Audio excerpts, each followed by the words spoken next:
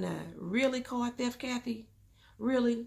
She gets on the phone, calls 911. Excuse me, officer. Yes, I just witnessed this young lady trying to steal my car. I did, and she threatened me. I was like, really? What's up, everybody? Welcome back to my Twisted Life TV with Poetry. I am Poetry. You are here for another recap and review of Black Lightning Season 3. Is this Season 3? Episode 12. Oh, we're on Season 2. Episode 12. We on Episode 12. It's called The Book of Secrets, Chapter 1. Starting a new chapter again for them. The Prodigal Son. Had a lot going on this episode, y'all. A lot. We find out Khalil's fate. We are left unsure about what Reverend Panky's fate is. Tobias has a new team of people now with Todd, Cutter, and the mad scientist, Jace, Dr. Jace. What's her name? Jennifer. She developed some new powers. Jefferson set back on the path of vengeance against Tobias, but now Tobias, not Tobias, now Henderson, Jefferson, and Gamby are all working in cahoots. I'm not sure what Anissa's role was this particular episode, but she was there, you know, and Lynn has pretty much, I don't know, tried to assert her authority that she has now working with the ASA. She kind of settling into that role a little bit. Y'all know I got my new glasses. Y'all like my new glasses? And I got my haircut. Y'all can see I got that sharp, blunt cut. I haven't did anything to it yet, like as far as like bumping it up and giving it any kind of other style. But it looks better. It looks better. It's all nice and self-flowing. And my glasses are supposed to be no glare, but I'm seeing a glare. So we about to take them babies off. But I look cute with them on. Oh. So we start off Reverend Panky. He letting the congregation know that Brother Khalil Payne has been, maybe that's why he's Painkiller. They're using the play off his name. Anyway, but Brother Khalil Payne is in a bad way. He don't look like he gonna make it, y'all. Y'all need to pray for him and let God move in his life. Okay? But I need y'all to know that we, as the citizens of Freeland, we in the same situation. We fighting for our lives too. We fighting for our lives against forces known and unknown, seen and unseen. Y'all know what I mean. You know, Lynn and Khalil's mom walk into the hospital room where Khalil is laying face down on the bed, you know. Got his back all taped up. And I'm thinking, why are they there? We do find out that, you know, the rest of the Pierce family is with Khalil's mom. And again, I'm thinking, why are they there? Okay, because this young man has just been signed over to FBI custody. He's in Witsack. And I don't care if somebody did try to kill him. His mama still would not be there. He's in witness fucking protection. Still, supposedly in witness fucking protection. They wouldn't allow his family, and not for surely not the Pierce family, to come in there. He would still be under protection because somebody just tried to kill him. He'd be under protection until he dies. Okay, but they allowing the whole family to come on in there. Khalil's opened his eyes as Pierce Jefferson is sitting there next to him and like, okay, you got to promise me, bro. You gonna kill Tobias, you know. Jefferson said, I can't do that. He said, no, ma'am. You can do that. You need to kill Tobias. You gotta promise me that. He said, no, we're gonna let the law work its magic. The same law who wouldn't protect me, you know, when I was in their custody, the same law that allowed your daddy to be killed by Tobias, the same law that did this, that, and the third. That's who you want me to put my faith in? No, you better protect it. You better kill him. Take him out. So Jefferson first like, I won't. But then he said, all right, I'm going to do that for you. I'm going to do that for you. Because he's feeling a little bit guilty. You know, that, you know, he think it could have been more that he could have done to save Khalil coming up in life. You know, maybe Khalil wouldn't have turned to Tobias. You know, maybe he should have been the one that been there to rescue him. Like, I could have been more present for you. And Khalil was like, no, you was there for me, dog. It's just that I didn't see you. That's all it was.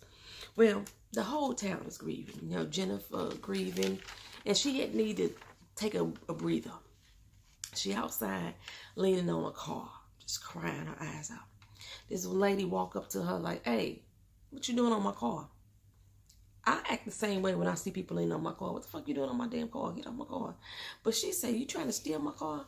I was like, okay, come on now. Really, car theft, Kathy? Really? She gets on the phone, calls 911. Excuse me, officer. Yes, I just witnessed this young lady trying to steal my car. I did, and she threatened me. I was like, really, bitch?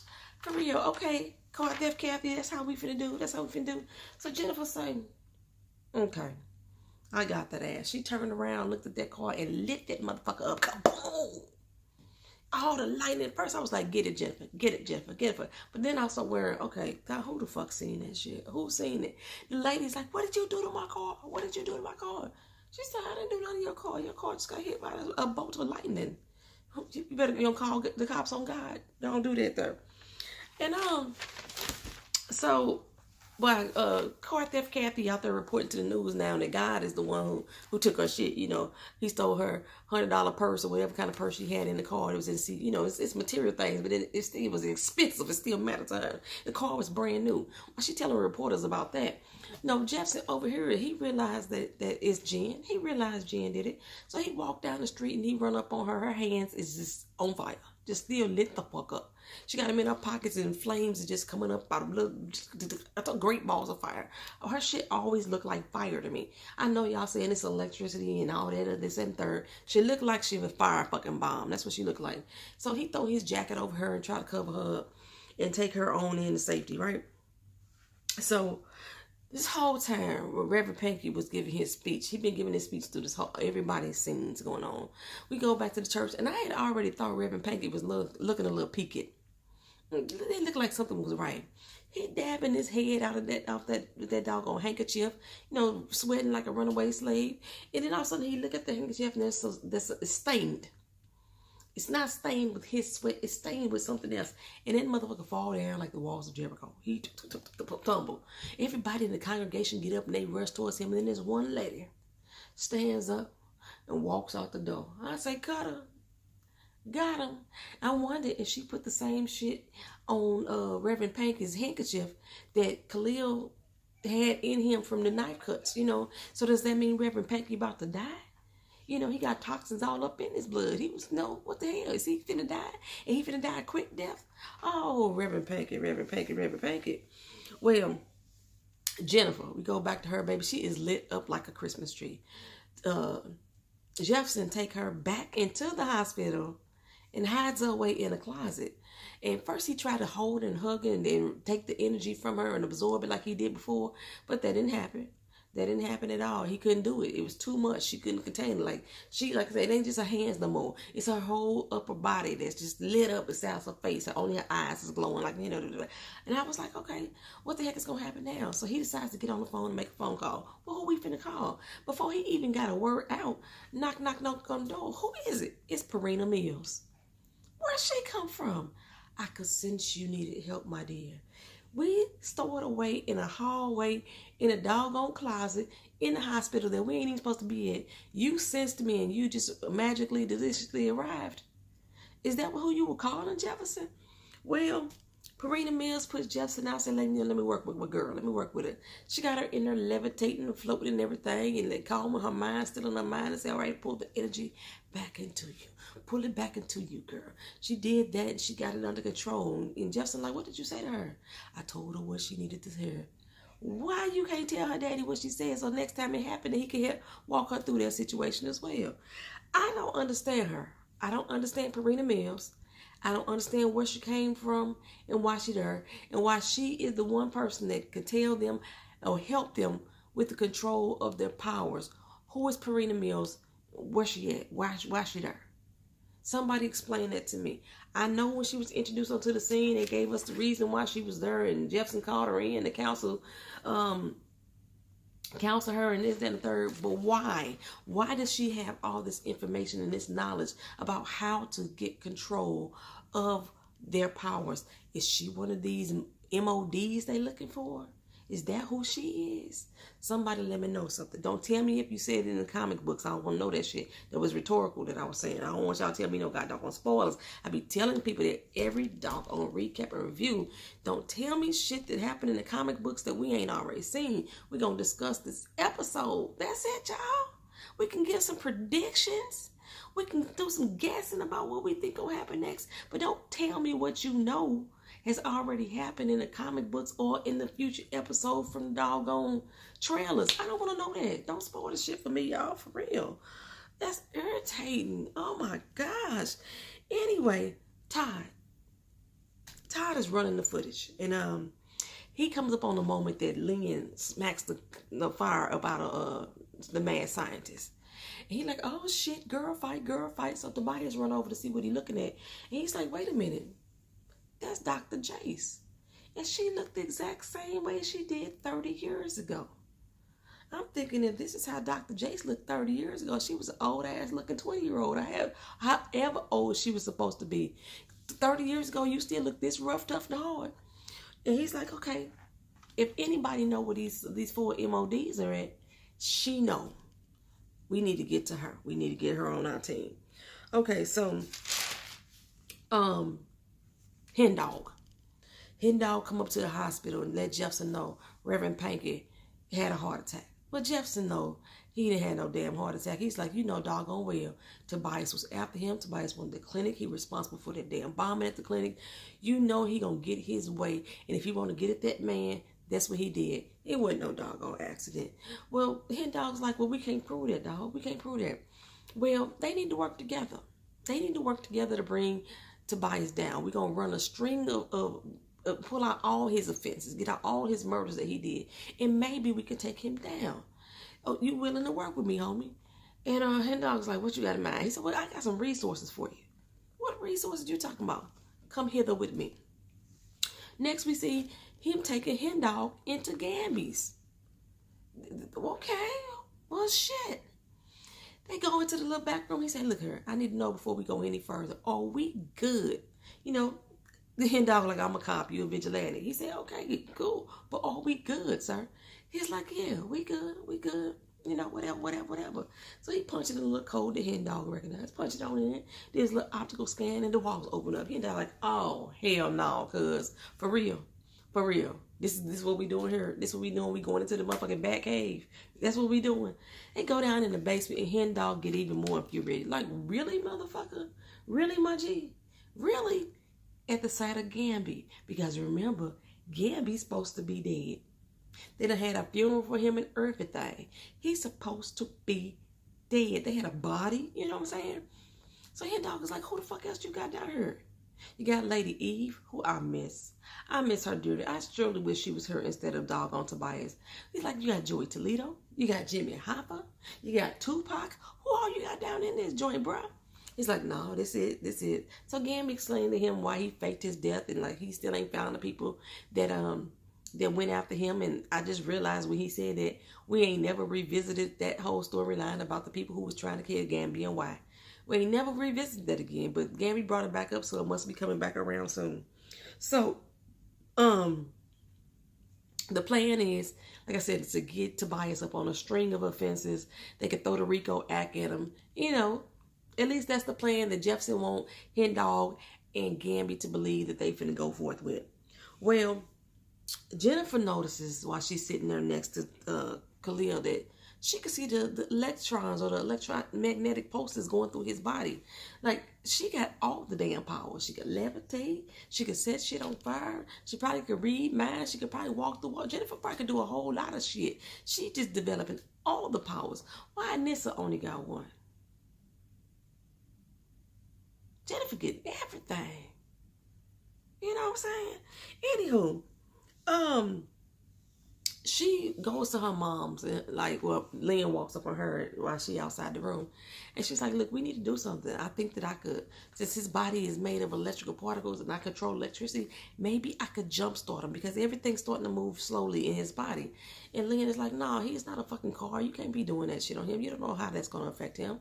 You might kill him. You know what I'm saying? You might give him too much electricity. You don't know about that. Don't do that. Okay, well, fuck. We need to put him in the pods then. You know what I'm saying?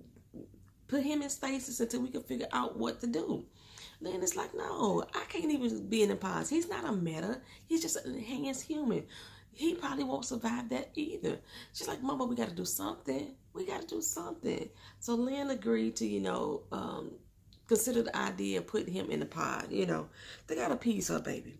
Well, it seems to me, I don't know if anybody else missed this little segment. It was a small little segment part, a small little scotia that happened here. That Cutter and Tobias used to have a thing. And apparently, Tobias cut her ass loose. And it seems that Cutter still got some hurt, bitter feelings about that. Anybody else picked it up besides me? I read right through that whole little scene. I didn't see no other purpose of that scene happening but to let us know that they had a thing for each other. And Tobias still treating her like throwaway trash. That pretty much. Well, Lynn went and got the little ASA folks to override the doctor at the hospital. Because the doctor say, look here, we ain't finna be experimenting on my doggone patients. You're not finna bring no third-party entities up in this joint, taking over. But Lynn brought her crew in like, yes, we are. We finna do it. Here's the order. And the mama done signed off on it. Where is the mama? Every time we go into Khalil's room, the damn Pierces are in there. Why the fuck Khalil's mama ain't around her, ain't grieving? Why his damn daddy ain't showed up? I know he ain't shit, but your son in here dying, really? You ain't gonna come? Your son trusted you enough to let you know he had a secret layer off some doggone where, but you ain't coming to the hospital when he dying? I don't know. So anyway, the doctor was like, you know what? I'm not gonna be bullied by the government. I'm not about to let y'all take over my doggone hospital and start running, tests on my patients. But Lynn punked her, got the upper hand on like, look here, if you don't, the mama gonna sue the hospital, gonna take all that money, and they gonna sue you and make you homeless as a motherfucker if you don't move out of the way and let us do what we gotta do. So I was actually there with the doctor on that. And it wasn't because I don't want Khalil to live. I don't know, for some reason my mind was just like, you ain't finna come in here and punk me and run my hospital and run my floor, my case, and my patients all over some personal agenda. If you finna come in here and experiment on my patients and shit, you better help every motherfucking body. That's what I would be thinking as a doctor. But Lynn just taking this, the doctor was supposed to be, I guess, a friend initially, or at least a good colleague. But I didn't feel no kind of way that the doctor was like, no, you're not going to do that up in here. I didn't feel bad about that at all. But she let Lynn, well, she didn't let her. Lynn went on in there with the ASA crew to run some tests on Khalil. So Hen Dog swing by Tobias's. And he basically trying to find out, like, what he know about Khalil's accident. You know what I'm saying? Basically what he doing there is gathering intel with the help of Gamby, because he got a little camera on his little tie clip, and they scanning the room, whatever, and they panning the room, whatever. Basically they trying to look for the briefcase is what we learned, and they found a safe in the wall, and he scanned it till he got the kind of safe it is, and they gonna try to crack that mug back at the doggone lair. Okay.